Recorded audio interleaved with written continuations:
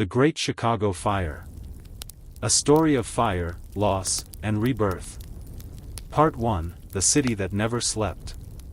It was the kind of city that smelled of ambition. In 1871, Chicago was not yet 40 years old, and yet it had already become the beating heart of a growing nation. Grain poured through its warehouses. Cattle were processed in its great stockyards by the thousands each day. Railroads stretched outward from the city like the spokes of a great wheel, connecting the frontier to the East Coast. Chicago was not just a city, it was a promise. But beneath all of that energy lay a terrible vulnerability. The city had grown too fast, and it had grown out of wood. The sidewalks were wooden. The bridges were wooden. The miles upon miles of buildings, shops, homes, factories, churches, nearly all of them were built of timber. And in the autumn of 1871, something else was missing: rain. The summer had been brutally dry. By October, the earth was cracked, the rivers were low, and the air carried a sharp, dusty tension. Fire companies had already fought dozens of blazes that season. The firefighters were exhausted, their equipment worn thin. No one knew it yet, but the city was a tinderbox. All it needed was a single spark. Part 2, The Night the Sky Turned Orange. On the night of Sunday, October 8, 1871, a fire began in a barn behind a small home on the city's southwest side. The barn belonged to a family named O'Leary. Legend, the kind that sticks even when historians push back, claims that a cow kicked over a lantern. Whether that is true or simply a story people needed to tell, the fire was real. And it spread. At first, it seemed like just another fire. The alarm was raised. The fire department responded. But something went wrong almost immediately. A dispatcher, looking at the map, sent the engines to the wrong location.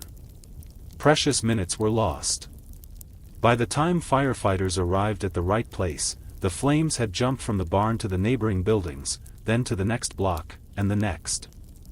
A strong wind blew in from the southwest, hot, relentless, insistent. It lifted burning embers high into the air and scattered them like seeds across the wooden rooftops of the city. Everywhere they landed, new fires bloomed. The firefighters fought desperately, but it was like trying to stop an ocean with a bucket. By midnight, the fire had crossed the Chicago River, something that should have been impossible, something that was supposed to serve as a natural barrier.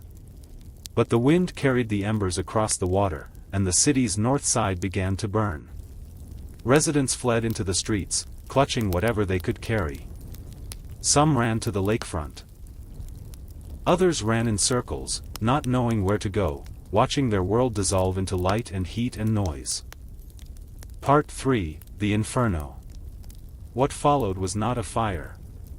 It was a firestorm. The heat generated by the burning city created its own weather. Columns of superheated air rose miles into the sky, drawing in oxygen, feeding the flames, making them stronger. Stone and brick buildings, which should have been safe, crumbled. The courthouse fell. The waterworks, the very system that pumped water to the fire hoses, burned. Without water pressure, the firefighters had almost nothing left to fight with. People who had lived through wars said they had never seen anything like it. The air itself seemed to be on fire. The roar of the blaze could be heard for miles. Across the lake in Michigan, the orange glow lit up the horizon like a second sunset. Farmers in Indiana looked north and wondered if the world was ending. For more than 24 hours, the fire burned. It was only on the night of October 9th, when rain finally began to fall, that the fire started to lose its terrible power. By the time the last embers were extinguished on October 10th, the numbers told a story almost too large to comprehend. Part 4, The Weight of Ashes. More than 3 square miles of the city had been destroyed. Nearly 17,000 buildings were gone. Around 100,000 people, roughly a third of Chicago's entire population, were left without homes. At least 300 people had died, though many historians believe the real number was higher, as records from poorer neighborhoods were incomplete or simply lost to the fire itself. The financial losses were staggering. Estimates put the damage at nearly $200 million, an almost unimaginable sum in 1871. Insurance companies, overwhelmed by claims, went bankrupt one after another. The aid that poured in from across the country, food, clothing, money, building materials, helped, but it could not quickly undo what 2 days of fire had done to decades of labor. Walk through the ruins in those first days after, and you would have found a city of ghosts. Stone chimneys standing where homes had been. Iron vaults cracked open on streets where businesses had thrived. Photographs from the time show a landscape that looks almost lunar, vast, flat stretches of ash and rubble, interrupted only by the occasional skeleton of a building too stubborn to fall completely. And yet, even in those first terrible days, something else was also visible. People began to return. They sifted through the ruins looking for anything salvageable. They set up temporary shelters. They argued about who owned which lot. The instinct, it seemed, was not to leave, it was to rebuild. Part 5, Rising from the Ashes.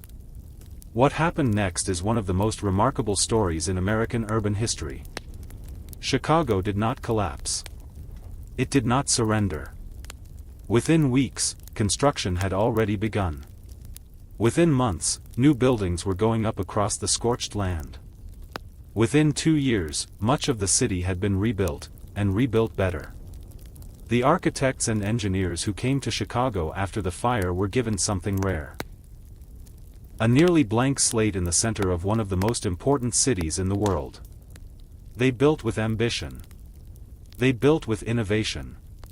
It was in post-fire Chicago that the modern skyscraper was born, tall buildings with iron and steel frames that could rise higher than wood ever could, that could survive what wood could not. New fire codes were written. New waterworks were constructed. Neighborhoods that had been a tangle of wooden shanties were replaced by brick and stone. The city that emerged from the disaster was, in many ways, stronger and more modern than the city that had burned. By 1893, just 22 years after the fire, Chicago hosted the World's Columbian Exposition, a world's fair that drew over 27 million visitors and showcased the city as a center of culture, architecture, and technology. It was a statement to the world: we were burned, and we became something greater. Epilogue: What the fire left behind. The Great Chicago Fire is remembered today not just as a catastrophe, but as a turning point. It reshaped the physical city, yes, but it also reshaped something in the identity of Chicago itself. There is a reason the city's motto is not a quiet one. Urbs in Horto, City in a Garden, speaks of beauty built in unlikely places. The fire proved that Chicago was a city that could absorb unimaginable loss and then refuse, stubbornly, to stay down. Every October, Chicago remembers. And in that remembering, there is pride, not in the fire itself, but in what came after. In the hands that cleared the rubble. In the architects who dreamed bigger. In the ordinary people who, with nothing left but each other, decided that this city was still worth building. The fire lasted 2 days. The city it created has lasted more than a century and a half, and is still rising.